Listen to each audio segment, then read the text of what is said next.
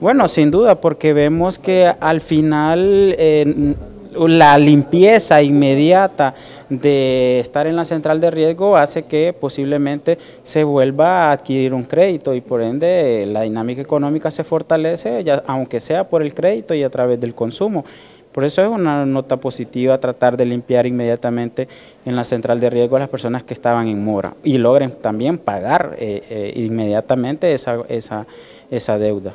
Sí, pero el hondureño está en la capacidad para adquirir crédito y para pues saldar los mismos, honrar los mismos. Bueno, lastimosamente vemos que el ingreso de las personas se ha deteriorado tanto que lastimosamente tiene también que endeudarse a pesar de su poca capacidad adquisitiva y eso es algo contundente, que los ingresos no logran ni siquiera abastecer la canasta de bienes y servicios y aquí por eso aún personas que tienen trabajo prefieren irse en la caravana que seguir recibiendo un sueldo que prácticamente no llega ni siquiera a cubrir o logra apenas cubrir los alimentos y por eso en muchas familias se convierte en multipersonas, que son multifamilias. Al final una familia termina acuerpándose, manteniendo la familia del hijo, manteniendo la familia del tío, del primo, porque así también se logra sobrevivir más rápidamente. ¿Cuál es el factor que mayor incidencia tiene para que tenga ese poder adquisitivo el hondureño?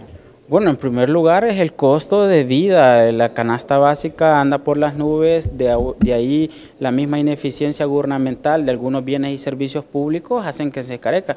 Si no, imaginémonos cómo una persona con un sueldo del salario mínimo, 8.900, va a pagar una factura de 1.000 lempiras del ENE. Entonces, solo ahí ya ha deteriorado por la ineficiencia gubernamental el poder adquisitivo de las personas, no digamos de la salud, no digamos de la educación, que al final hay que comprarle hasta los guantes al médico para que lo operen, cuando años atrás, décadas atrás, había por lo menos una mínima eficiencia de los sectores como la salud y la educación.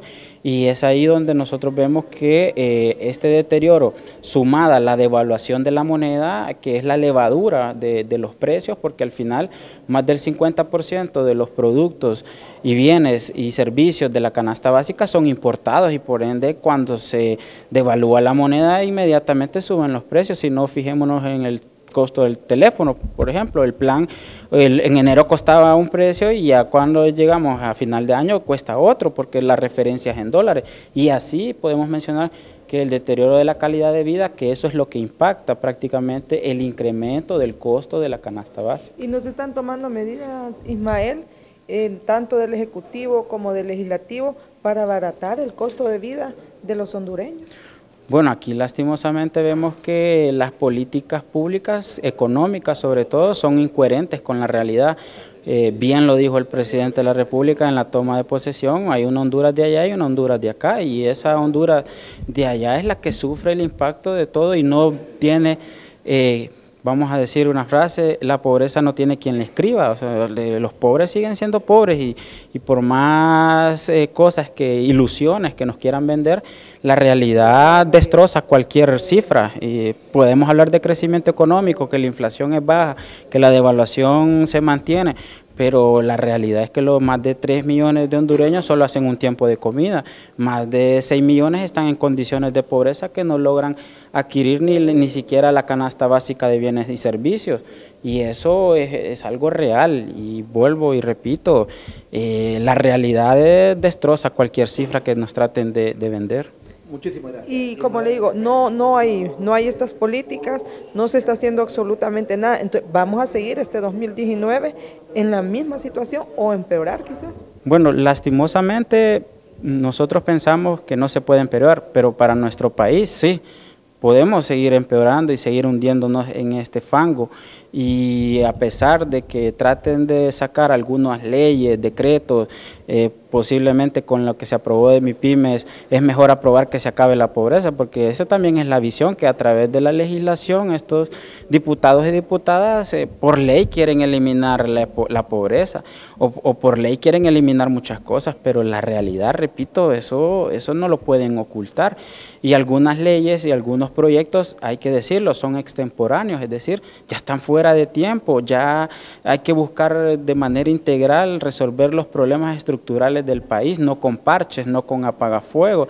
Y aquí también esos programas, esos decretos o lo que esté implementando el gobierno es prácticamente un parche de un agujero, pero si vemos de manera integral todo lo que está sucediendo en el país, necesitamos reformas más profundas. ¿Cómo cuáles?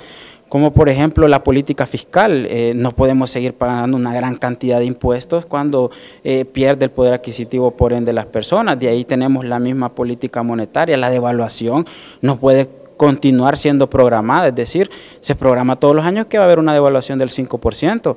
Y nadie dice nada, y más bien el presidente del Banco Central dice que está todo bien, y en otros países más bien le preocupa 1 centavo de devaluación, y aquí para nuestro país marcha perfecto que el empira llegue a 25, 27, puede llegar a 30, es más, al final puede ser hasta dolarizado el país, y eso son 2 políticas económicas contundentes para erradicar la pobreza y la desigualdad del país. No puede ser que en un país miserable como Honduras salga el sistema financiero más pujante de Centroamérica y se está transnacionalizando.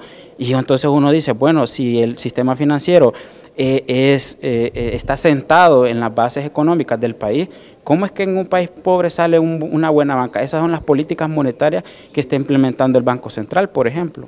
Por ejemplo, los intereses. Otro de la política monetaria es eso, altísimos. Intereses. La gente no puede acceder a una vivienda, a un préstamo, porque los intereses son grandísimos.